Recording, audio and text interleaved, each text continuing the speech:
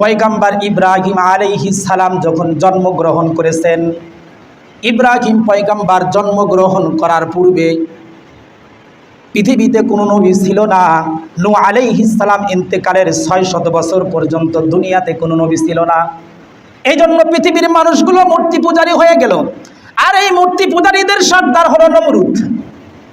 নমরুদ নিজেকে খোদা দাবি করলো। ওই সময় নমরুদকে ধ্বংস করার জন্য আল্লাহ তাআলা নমরুদের মন্ত্রী আজরের ঘরে ইব্রাহিম পয়গম্বরকে জন্ম দিয়া পাঠাইলেন। সুবহানাল্লাহ।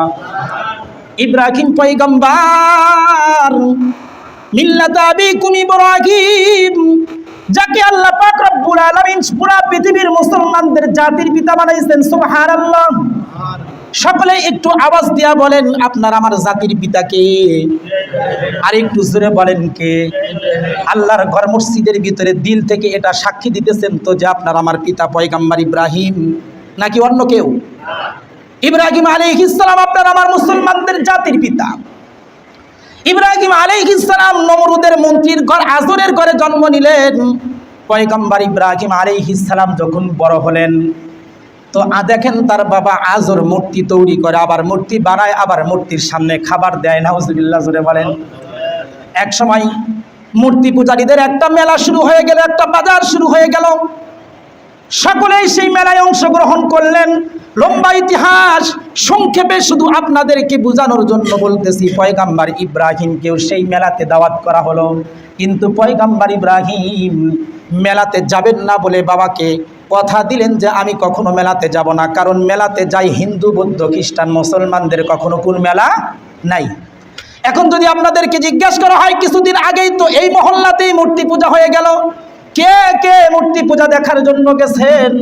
অনেক যুবক ভাইরা তো মসজিদের ভিতরে বলতে পারবেন না কথা, কারণ আমার জানা মতে এলাকার 50% যুবক থাকলে 40% যুবক ওখানে গেছে। কথা বলেন ঠিক কিনা? নাকি মিথ্যা কথা বললাম? শুধু যুবকরাই গেছে তাই না? হাইরে কপাল পোড়া মুসলমান, নিজের কলিজার টুকরার সন্তান 6 বছর, 7 বছর, 8 বছর বয়স, যে এখনো পর্যন্ত দিন বোঝে নাই, সেই বাচ্চাকে বাবার সঙ্গে করে হিন্দুদের মেলার থেকে মাটির দ্বারা বানানো গাড়ি আর পুতুল কিনে দিছে। দেয়ছে কি দেয় নাই? দিছে না দেয় নাই? তো কথা বলেন না কেন, ভয় পাইতেছেন? এইগুলো কিনে দিছে। এখন চিন্তা করে দেখেন, আল্লাহর পয়গম্বর বলেন মান তাশাব্বাহা বিকওমিন ফাহুয়া মিনহুম। আল্লাহর পয়গম্বর বলেন তোমার মুহাব্বত, তোমার মেলামেশা যাদের সাথে হবে, মৃত্যুর পরে তোমার হাসরে কিন্তু তাদের সাথেই হবে। এই জন্য ও মুসলমান, তুমি কাদের মেলায় গেলা? কোন জায়গার থেকে তোমার ছেলে মেয়েকে ওখান থেকে ক্রয় করে দিলে খেলনা? যেই টাকাটা তুমি হিন্দুদের মেলার থেকে খরচ করছো, ওই টাকাটাই তোমাকে জাহান্নামে নিয়ে যাওয়ার জন্য যথেষ্ট। কথা বলেন ঠিক কিনা? এই জন্য মুসলমান তার সন্তানকে তো বোঝানো দরকার ছিল, বাবা তুমি আর আমি তো বাবা ইব্রাহিমের সন্তান। ইব্রাহিম পয়গম্বর কখনো হিন্দুদের পূজায় যায় নাই, ইব্রাহিম পয়গম্বর হিন্দুদের মূর্তির মেলায় কখনো যায় নাই। সুবহানাল্লাহ, জোরে বলেন। তো ইব্রাহিম পয়গম্বর বাবাকে বলেন, বাবা আপনারা যান, আমি মেলায় টেলায় যেতে পারবো না। কথাটা খুব ভালো করে বুঝেন, এই দিকে খেয়াল দিয়েন। ইক্তেদাইতুল লিহাজাল, এই হুজুর নামাজের ভিতরে যেরকম নিয়ত করেন ইমামের পিছনে, এখন নিয়ত করেন যা কিছু বলতেছে এই হুজুর এটাই শুনবো, অন্যদিকে ধ্যান খেয়াল দিব না। সামনে অনেক গুরুত্বপূর্ণ কথা আছে, মনোযোগ দিয়ে শোনেন। তো ইব্রাহিম আলাইহিস সালামকে বাবা বলে, ঠিক আছে তুমি যেহেতু মেলায় যাইবা না, তো কিছু খাবার দিয়ে গেলাম, এগুলো মূর্তির সামনে দিয়ে আসো। ইব্রাহিম পয়গম্বর বলেন, যাহ এটাই বড় চান্স। সুবহানাল্লাহ, জোরে বলেন। এটাই বড় সুযোগ। সব মেলায় চলে গেছে, মূর্তি পূজার মেলায়। ইব্রাহিম পয়গম্বর হাতের এক হাতে খাবার নিছেন, আর এক হাতে কাঁধে কুড়াল নিছেন। আল্লাহু আকবার, জোরে বলেন।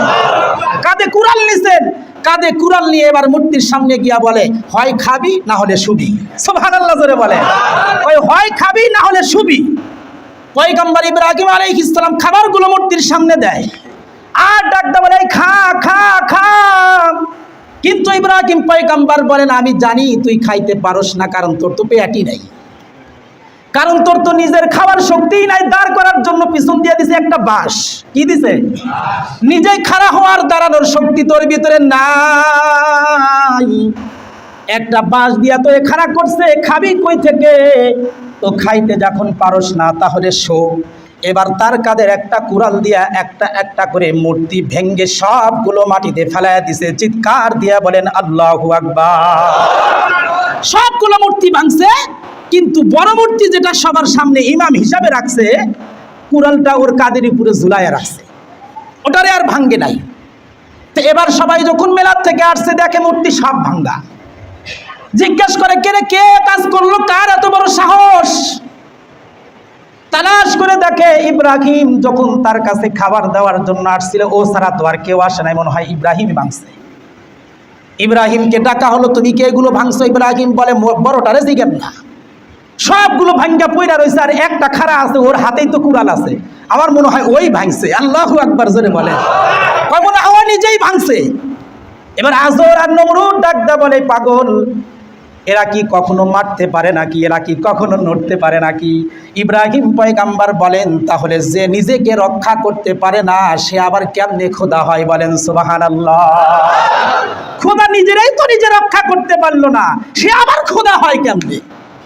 ইব্রাহিম পয়গাম্বার শেষ পর্যন্ত সকলে সাব্যস্ত করলো যে ইব্রাহিম এই কাজ করছে, এছাড়া কেউ করে নাই। এই জন্য কি করলো? তাকে শাস্তি দেওয়ার জন্য বিশাল অগ্নিকুণ্ড, কিতাবের ভিতরে আসছে, ওই অগ্নিকুণ্ডের 10-15-20 মাইল উপর দিয়া যদি কোনো পাখি উড়ে যেত, আগুনের তাপে ওই পাখিটা পুড়ে ছাই হয়ে কাবাব হয়ে নিচে পড়ে যেত। এত বিশাল বড় অগ্নিকুণ্ড, তার ভিতরে পয়গম্বর ইব্রাহিম আলাইহিস সালামকে নিক্ষেপ করা হলো। নাউজুবিল্লাহ জোরে বলে। কারণ ইব্রাহিম পয়গম্বর আপনার আমার বাবা। কিন্তু সবচাইতে বড় দুঃখের কথা, ইব্রাহিম পয়গম্বরকে আগুনের ভিতরে যখন নিক্ষেপ করেন, পয়গম্বর ইব্রাহিম আলাইহিস সালাম তাকায় দেখেন নমরুদ এবং তার সেনাবাহিনী শুধু পয়গম্বর ইব্রাহিমকে আগুনের ভিতরে ফেলানোর জন্য চেষ্টা করতেছে না, দড়ি টানতেছে না, বরং তার সাথে তার বাবা আজর, আর যার স্তনের দুধ খেয়ে পয়গম্বর ইব্রাহিম বড় হয়েছেন, সেই মাটাও নমরুদের সাথে একতা ঘোষণা করে ইব্রাহিম পয়গম্বরকে আগুনের ভিতরে ফেলানোর জন্য চরকের দড়িটা তারা টানতেছে। নাউজুবিল্লাহ। পয়গম্বর ইব্রাহিমের কলিজাটা যেন ছিঁড়ে যায়। হায় হায়, যার গর্ভ থেকে জন্ম নিলাম আমি, সেই মাটা আজকে আমাকে আগুনে পুরায়। পয়গম্বর ইব্রাহিম আগুনের ভিতরে নিক্ষিপ্ত হলেন। কিতাবের ভিতরে আসছে 40 দিন পর্যন্ত আগুনের ভিতরে থাকলেন। কারণ কাফেরদের নিয়ত হলো ইব্রাহিমের একটা হাড্ডিও যেন না থাকে, সব যেন ছাই হয়ে যায়। কিন্তু রাখি আল্লাহ, মারে কে? মারে আল্লাহ। আল্লাহ পাক রব্বুল আলামিন বলেন, কুল্লা ইয়া নারু কুনি বারদাও ওয়া সালামান আলা ইব্রাহিম, হে আগুন তুমি আমার খলিল ইব্রাহিমের জন্য শান্তিদায়ক হয়ে যাও। সুবহানাল্লাহ। 40 দিন পর যখন ইব্রাহিম পয়গম্বর মসজিদ থেকে নাকি আগুন থেকে বের হয়ে আসছেন, সকলেই দেখেন পুরাতন কাপড় পরে আগুনের ভিতরে ঢুকছিল, কিন্তু জান্নাতি পোশাক পরে তসবিহ হাতের ভিতরে নিয়ে জিকির করতে করতে আগুন থেকে বের হয়ে আসতেছে। আরেকটু জোরে বলেন আল্লাহু আকবার। পয়গম্বর ইব্রাহিম যখন আগুন থেকে জিকির করতে করতে জান্নাতি পোশাক পরে বের হয়ে আসছে, মানুষের কি আর বুঝতে বাকি রয়েছে নাকি যে ইব্রাহিম সাধারণ মানুষ নয়? কথা বলেন ঠিক কিনা? এবার নমরুদও চিনছে যে ইব্রাহিম কিন্তু সাধারণ কোনো মানুষ না, এর পিছনে যদি আর কিছু করি তাহলে আমার খবর আছে। কারণ যে আগুনের ভিতরে ইব্রাহিমকে পোড়ানোর জন্য ফিরে দিছিলাম, সেই আগুন তো ইব্রাহিমকে পোড়ায় নাই। ওই আগুন যদি আমার পিছনে আসে তাহলে আমার আর রক্ষা নাই। সুবহানাল্লাহ জোরে বলে। এই জন্য নমরুদ তার মন্ত্রীদেরকে বলে, আপাতত ইব্রাহিমকে কিছু বইল না, তবে আরেকটা গোপন তথ্য হলো, ইব্রাহিমের কাছে যারা যায় এদেরকে ছাইরো না, এদেরকে দইরা দইরা জঙ্গিবাদী বলে বলে জেলখানায় দিয়ে দাও। যেমন এখনো কিছু নমরুদের পেতাত্তা পৃথিবীর জমিনে আছে, আমাদের দেশেও আছে, যারা বলে যারা ইসলামের কাছে যায়, কোরআনের কাছে যায়, উলামা ইকরামদের কথা শুনে, এদেরকে ধরে ধরে ধরে ধরে জেলখানায় বন্দি করো আর জঙ্গিবাদী বলে এদেরকে অত্যাচার করো। আছে না নাই? চিল্লায় বলেন আছে না নাই? ওই নমরুদের পেতাত্তা নমরুদ যেরকম ইব্রাহিম পয়গম্বরকে আগুনে ফেলছিল, আর ইব্রাহিমের কাছে যারা গেছে তাদেরকে যেরকম জঙ্গিবাদের অপবাদ দিয়ে যারা জেলখানায় ভর্তি করেছিল, আজকেও দুনিয়াতে তাদের কিছু গোষ্ঠী, তাদের কিছু পেতাত্তা দুনিয়াতে আছে, যারা ওলামা ইকরামকে জেলখানায় মিশামিশি জঙ্গিবাদীর কেস আর ককটেল মারার কেস দিয়ে, কোরআন পুরাণের কেস দিয়ে তাদেরকে জেলখানায় বন্দি করে রাখে। কথা বলেন ঠিক না বেঠিক? সম্মানিত হাজিরিন, খুব ভালো করে বুঝবেন, ইব্রাহিম পয়গম্বর আগুন থেকে বের হয়ে আসলেন।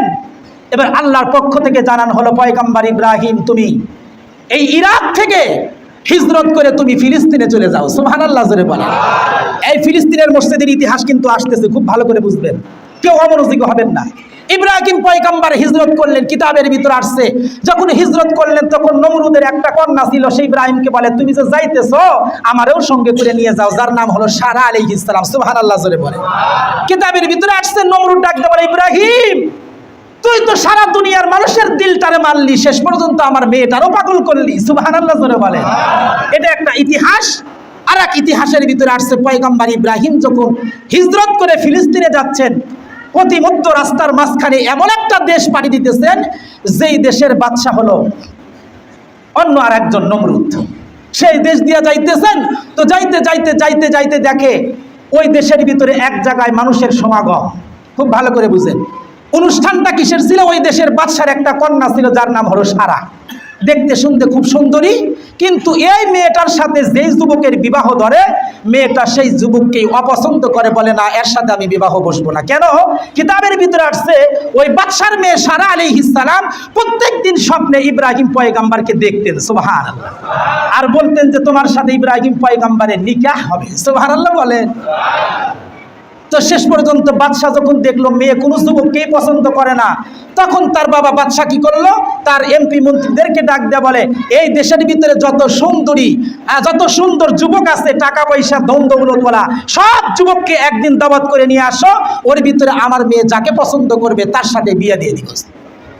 এবার সব সুন্দর যুবকদেরকে ডাকলে, ডাকার পরে সব যুবকরা যখন বাদশার দরবারে উপস্থিত, ওই সময় ওই দরবার দিয়ে যাইতেছেন কে?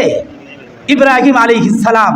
ইব্রাহিম আলাইহিস সালামের পরনে পুরাতন পোশাক, কিন্তু চেহারাটা চাঁদের মতো। সুবহানাল্লাহ জোরে বলেন। কারণ নবীকে আল্লাহ তাআলা যেই যুগে যেই নবীকে দুনিয়াতে পাঠাইছেন, ওই যুগে পুরা পৃথিবীর ভিতরে সবচাইতে বড় সুন্দর ছিল সেই নবী। সুবহান। তো ইব্রাহিম পয়গম্বর তো জাতির পিতা, তার সন্তানরা আমরা আমাদের চেহারায় যদি এত সুন্দর হয়, বাবার চেহারারও কত না জানি সুন্দর ছিল। সুবহানাল্লাহ জোরে বলেন। তো ইব্রাহিম পয়গম্বর যাইতেছেন, যুবকদেরকে জিজ্ঞেস করে এখানে কি হয়? বলে বাদশার মেয়েকে বিবাহ দিবে, তাই এখানে অনুষ্ঠান করা হয়েছে। বলে বরকে? বলে বর আমরা সবাই। কয় আশ্চর্য কথা, মেয়ে হলো একটা, বর সবাই, তার মানে কি? কয় তার মানে হলো বাদশার মেয়ে যাকে পছন্দ করবে তার সাথে তার বিয়ে হবে, এই জন্য আমরা সবাই আসছি, যদি আমারে পছন্দ করে। তো ইব্রাহিম পয়গম্বর বলেন তাহলে এই সুযোগ আর হাতছাড়া করবো না, এই সুযোগ আর হাতছাড়া করবো না, কারণ বাদশার মেয়েকে যদি বিয়ে করতে পারি তাহলে বাদশা হবে আমার শ্বশুর, আমার একটা ক্ষমতা থাকবে আলাদা, তখন আমি ধর্মের কাজ করব নির্দ্বিধায়। সুবহানাল্লাহ জোরে বলে। এবার পয়গম্বর ইব্রাহিম বাদশার খানকায় ঢুকে বললেন, সারা আলাইহিস সালাম তার বান্ধবীদেরকে ডাকতে বলেন, বান্ধবীরা রে, সাজা, তোদের মন মতো করে আমারে সাজায়া দে, কারণ আমার দিল বলে আমি স্বপ্ন যোগে যেই ইব্রাহিমকে দেখছিলাম মনে হয় সেই ইব্রাহিম আজকের মজলিসে ঢুকে পড়ছে। বলেন সুবহানাল্লাহ। সারা আলাইহিস সালাম সামনে চলে আসলেন, কত সুন্দর সুন্দর যুবক, কত সুন্দর সুন্দর পোশাক পরিধান করা, যত রকমের মডেল, কোনো কিছুর তো অভাব নাই, নাকি বলেন? সব তাদের ভাব, কিন্তু পয়গম্বর ইব্রাহিমের তো সবই অভাব। কথা বলেন ঠিক কিনা? ইব্রাহিম পয়গম্বর সবার শেষে দাঁড়ায় আছেন। সারা আলাইহিস সালাম নিজের মঞ্চ থেকে নেমে গেছেন এবং মজলিসের পিছনে গিয়ে পয়গম্বর ইব্রাহিমের হাত ধরে তার বাবাকে ডাকতে বলে, বাবা জামাই তো পেয়ে গেছি। সুবহানাল্লাহ জোরে বলে। এবার ইব্রাহিম আলাইহিস সালামকে ডাকতে বলে, আপনার নাম কি? বলে আমার নাম ইব্রাহিম। কয় আমি স্বপ্নে যে চেহারা দেখছি সেই চেহারার সাথে আপনার মিল আছে, নামের সাথেও মিল আছে, যেহেতু সব কিছুর মিল, আর দেরি নাই, এখনো হয়ে যাবে বিবাহ। সুবহানাল্লাহ জোরে বলে। ইব্রাহিম আলাইহিস সালাম বলেন, বিয়া তো করবো, আমাকে 100 শর্ত আছে, আমি কিন্তু ঘর জামাই থাকবো না। কি জামাই থাকবো না? ঘর জামাই থাকবো না। আমি ইসলামের জন্য হিজরত করে ফিলিস্তিনে যাচ্ছি, যদি আমার সাথে হিজরত করতে পারো তাহলে কবুল, না হলে হবে না। সারা আলাইহিস সালাম বলেন, স্বামী যেখানে থাকতে দেয় স্ত্রীকে সেখানেই থাকতে হয়, স্বামী যেখানে যায় স্ত্রীকে সেখানেই যাইতে হয়। আপনি যদি ফিলিস্তিনে যান তো ফিলিস্তিনকে, এরকম পৃথিবীর বাইরেও যদি যাইতে হয় সেখানেও যাবো। সুবহানাল্লাহ। সারা আলাইহিস সালামকে নিয়ে পয়গম্বর ইব্রাহিম ফিলিস্তিনের দিকে হিজরত করতেছেন। যাইতে যাইতে রাস্তার ভিতরে আর একটা দেশ পড়ছে, দেশটা হলো আর এক নমরুদের দেশ। কিন্তু সেই বাদশার একটা খাসলত হলো এলাকার ভিতরে যত সুন্দরী সুন্দরী মহিলা আছে তাকে ব্যবহার করা। নাউজুবিল্লাহ জোরে বলেন। যেরকম আপনাদের ঢাকা, আমাদের ঢাকা শহরে বিশ্ববিদ্যালয়ে ধর্ষণের কি কয়, নারী ইজ্জতের ধর্ষণের সেঞ্চুরি হয় কি হয় না? ধর্ষণের সেঞ্চুরি হয়, ওই বাদশার নিয়ে থোড়া সেঞ্চুরি করা। তো বাদশাহ এবার জিজ্ঞায়, দেখো তো আজকে এলাকা আমার দেশের ভিতরে কোনো সুন্দরী নারী আছে কিনা। খুঁজে খুঁজে সারা আলাইহিস সালামকে পাইছেন, গ্রেফতার করে নিয়ে গেছেন। কিন্তু এই বাদশাহ যখন সারা আলাইহিস সালামের দিকে হাত বাড়ায়, সাথে সাথে হাতগুলো প্যারালাইসিসের মতো অচল হয়ে যায়। আল্লাহু আকবার, জোরে বলে। এবার সারা আলাইহিস সালামকে ডাক দিয়ে বলে, বুঝছি তুমি সাধারণ কোনো মহিলা নয়, তোমার দিকে হাত বাড়াইছি তো হাত অচল হয়ে গেছে, তুমি দোয়া করো আর তোমার দিকে হাত বাড়াবো না, আমি যেন ভালো হয়ে যায়। সারা আলাইহিস সালাম বলেন, ওগো মাওলা, ও ইব্রাহিমের মাওলা, তোমার কাছে দরখাস্ত, তুমি এই বাদশার হাতকে ভালো করে দাও। ও তওবা করছে, আর হাত বাড়াইবে না। এবার হাত ভালো হয়ে গেছে, কিন্তু দ্বিতীয়বার আবার হাত দিছে। একবার, দুইবার, তিনবার পর্যন্ত যখন বাদশাহ সারা আলাইহিস সালামের দিকে হাত বাড়াইছে, তো প্রত্যেকবার বিকলাঙ্গ হয়ে গেছে। এবার সারা বাদশাহ বলে, এ তো সাধারণ কোনো মহিলা নয়, আর এর স্বামী যার কাছ থেকে ছিনিয়ে নেওয়া হয়েছে সেই স্বামীও হয়তো সাধারণ কোনো স্বামী নয়। সুবহানাল্লাহ, জোরে বলেন। এবার বাদশাহ বলে, যা যা, যার কাছ থেকে নিয়ে আসছিলি তার কাছে দিয়ায়, আর সাথে সাথে আমার ঘরেও একটা কন্যা আছে যার নাম হলো হাজেরা। সুবহানাল্লাহ, জোরে বলেন। এই হাজেরাকেও তার সাথে বোনাস হিসাবে দিয়ে দিলাম, নিয়ে যায় ইব্রাহিমকে দিয়ায়। পয়গম্বর ইব্রাহিম বলেন, মহিলা মানুষ কখনো বোনাস টোনাস হাদিয়া নেওয়া যায় না, যদি দেন তো একবারই দেন, বলেন কবুল। সুবহানাল্লাহ, জোরে বলেন। এবার ইব্রাহিম আলাইহিস সালামের স্ত্রী কয়জন? সারা আলাইহিস সালাম আর হাজেরা আলাইহিস সালাম, দুইজনকে নিয়ে ফিলিস্তিনে গেছেন। তো সেখানে সংসার করতেছেন। হাজেরা আলাইহিস সালামের গর্ভে একটা সন্তান দিবেন, যিনি হলেন পয়গম্বর ইসমাইল আলাইহিস সালাম, বলেন সুবহানাল্লাহ। ইসমাইল আলাইহিস সালাম যখন জন্ম নিয়েছেন, তো 200 দিনের ভিতরে একটু ঝগড়া, কারণ মুহাম্মদ একটু কম বানা হয়ে গেছে। তো আল্লাহ তাআলার পক্ষ থেকে হুকুম আসছে, তুমি তোমার স্ত্রী হাজরা এবং ইসমাইলকে নিয়ে সেই কাবাগর যেখানে, ওখানে বনবাসে দিয়ে আসো। সুবহানাল্লাহ, জোরে বলে। ইসমাইল আলাইহিস সালাম যখন বড় হয়েছেন, তো আল্লাহর পক্ষ থেকে হুকুম আসছে, যাও ইব্রাহিম, তুমি এবং তোমার সন্তান ইসমাইলকে নিয়ে আদম আলাইহিস সালাম যেই ঘর বানাইছিল, তার আগে ফেরেশতারা বানাইছিল কাবাগর, এটা নূহ আলাইহিস সালামের মহাপেরাবনে ধ্বংস হয়ে গেছে। তো ইব্রাহিম, তোমার কাজ হলো তুমি এবং তোমার সন্তান ইসমাইল দুইজনে মিলে সেই ঘরটাকে পুনরায় নির্মাণ করবা। সুবহানাল্লাহ। কিতাবের ভিতরে আসছে, তাফসীরের কিতাবের ভিতরে, ইব্রাহিম আলাইহিস সালাম যখন ঘরটাকে নির্মাণ করছেন, মাটি যখন খনন করছেন, তো মাটির নিচে দেখে আদম আলাইহিস সালামের বানানো ঘরের ইটগুলো এখনো পর্যন্ত মাটির নিচে রয়ে গেছে। সুবহানাল্লাহ। ইব্রাহিম পয়গম্বর আর ইসমাইল আলাইহিস সালাম পিতা পুত্র মিলে যখন কাবা ঘরের নির্মাণ শেষ হয়ে গেছে, এবার ইব্রাহিম আলাইহিস সালাম সেই কাবা ঘরের সামনে থেকে এক মুষ্টি বালু নিয়ে আল্লাহু আকবার বলে উপর দিকে ফিরে মারছেন, আর প্রত্যেকটা বালুকণা পৃথিবীর আনাচে কানাচে ছিটে গেছে। কিতাবের ভিতর আসছে, যেখানে একটা বালুকণা পড়ছে পৃথিবীর জমিনে, সেখানেই আল্লাহর ঘর একটা মসজিদ হবে। সুবহানাল্লাহ। এখান থেকে বোঝা যায়, আপনাদের চরনিকলার এখানেও একটা পয়গম্বর ইব্রাহিমের হাতের বালু পড়ছিল। সুবহানাল্লাহ, জোরে বলে। এজন্য এখানে মসজিদ হয়েছে। তো যখন তারা মসজিদ তৈরি করলেন, মুসলমানদের কাবা বাইতুল্লাহ, এবার সারা আলাইহিস সালাম বলে, হাজরাত থেকে একটা সন্তান হয়েছে, আপনি একটু আল্লাহর কাছে দোয়া করেন, আল্লাহ যেন আমারও একটা সন্তান দেয়। আল্লাহ ফেরেশতাদেরকে ডাক দিয়ে বলে, যা একটা দিয়ায়, তার ঘরেও একটা সন্তান দিয়ে, যিনি জন্ম হলেন, যার নাম হলো পয়গম্বর ইসহাক আলাইহিস সালাম। সুবহানাল্লাহ। এবার সারা আলাইহিস সালাম ডাক দিয়ে বলে, পয়গম্বর ইব্রাহিম, আপনার ওই স্ত্রীর সন্তানের মাধ্যমে একটা ঘর তৈরি করলেন, আমার সন্তান দ্বারা কি কোনো ঘর বানাইবেন না? পয়গম্বর ইব্রাহিম বলে, চল ইসহাক চল। ফিলিস্তিনের ভিতরে একটা ঘর তৈরি করলেন, যেই ঘরের নাম হলো বাইতুল মুকাদ্দাস। চিল্লায়ে বলেন সুবহানাল্লাহ। আল্লাহ বলেন, সুবহানাল্লাযী আসরা বিআবদিহি লাইলাম মিনাল মাসজিদিল হারাম ইলাল মাসজিদিল আকসাল্লাযী বারাকনা হাওলাহু লিনুরিয়াহু মিন আয়াতিনা। আল্লাহ পাক রব্বুল আলামিন মুসলমানদের প্রথম কিবলা বাইতুল মুকাদ্দাস আল আকসা, এটাও তৈরি করলেন বাবা ইব্রাহিমের মাধ্যমে। আবার বাইতুল্লাহ, খানায়ে কাবা, মসজিদে হারাম, এটাও তৈরি করলেন পয়গম্বর ইব্রাহিমের মাধ্যমে। চিল্লায়ে বলেন সুবহানাল্লাহ। এখন বলেন তো দেখি, কাবাগর বাইতুল্লাহ আর মুসলমানদের প্রথম কিবলা বাইতুল মুকাদ্দাস, এই দুইটাই কার দ্বারা তৈরি? আপনার আমার বাবার দ্বারা, কার দ্বারা?